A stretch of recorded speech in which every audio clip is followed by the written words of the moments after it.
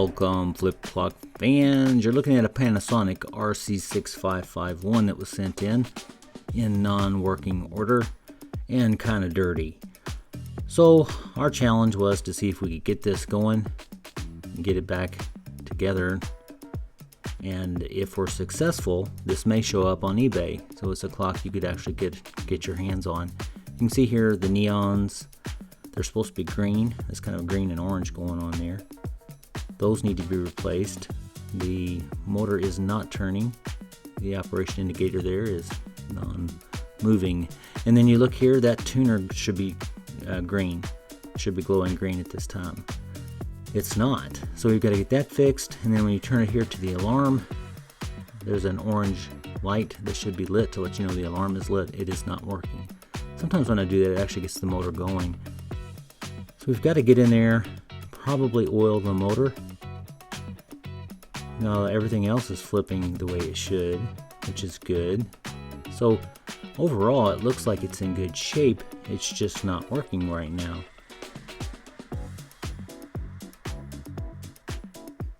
We're going to see if we can get that going again. Get this dirt off of here. So to get it apart, the first thing you do, of course, is you remove all the knobs. They just pull straight off. The one here actually pulled off a little too easily.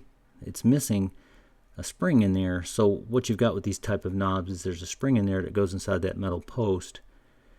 And later, in taking the clock apart, it actually fell out and I found it. And it fit right back in there, snug, and it's functioning correctly now.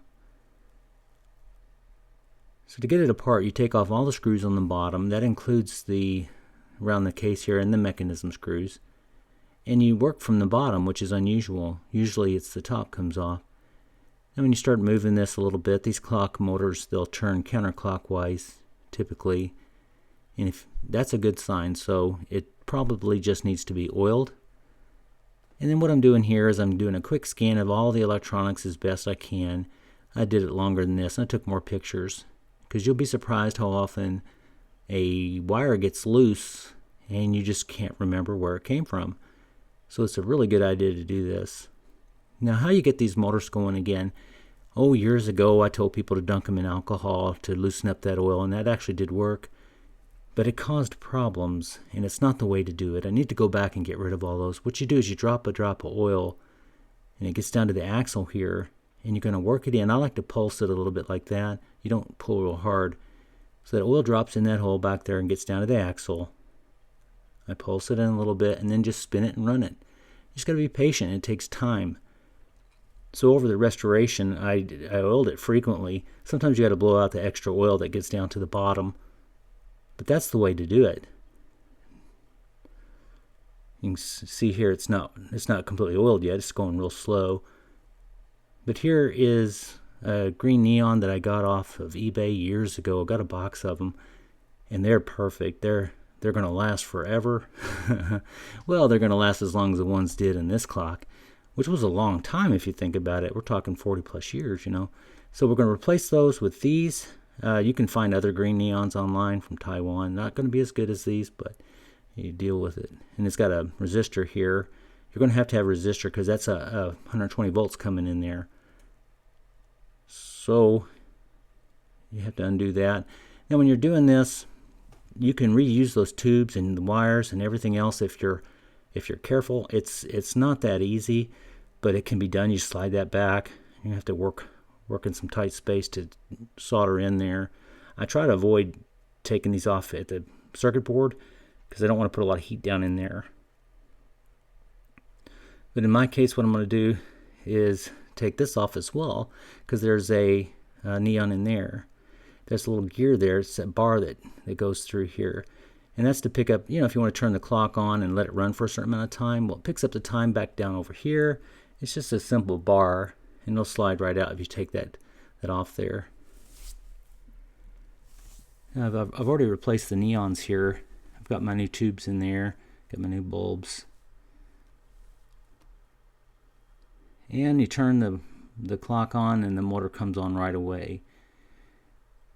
So that's coming along just fine. There's our emerald green neons. They're going to work good. Now this is a grommet that holds the light in place. That lets you know when your alarm is set. So I've got a 12 volt 50 milliamp bulb to replace this one, which was non-working. So there's 7 volts coming to this wire. So we're using the 12 volt. That way it's underpowered. It'll last a long time, and that dim glow should be plenty. Here is the bulb that lights up the tuner dial. It is looks like a fused, like a glass fuse. It's a, you can call it a fuse lamp. They're almost never working. This one was working when we first got the clock, so I know it's got power to it, and then it just failed when we were doing the restoration. That just happens. It's probably a good thing because it needs to be replaced. Now we're going to go to our pals at superbrightleds.com and get something to replace that. This self-contained unit. It's going to be perfect. I've actually used one of these before inside a clock. It's sealed. It's all self-contained. Like I said, it has to have 12 volts, which is what is supplied to this, which we are fortunate, because otherwise you'd have to buy a driver or a converter to get your 12 volts. So we're going to be able to get that down in there.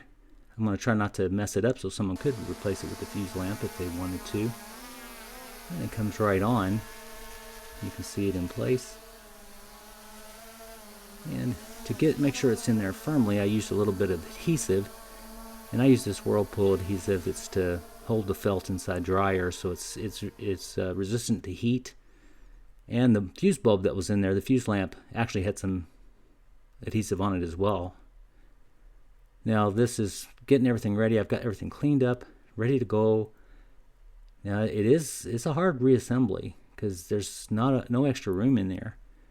You've got to be careful getting everything back together. And there it is. And you can see it's glowing as good as, or better than the orange neons that I've got in the back there. Here it is with the tuner dial on. Again, a kind of a matching green to the neons. And there's that orange indicator light. And it's lit up just fine. There it is, the Panasonic RC-6551.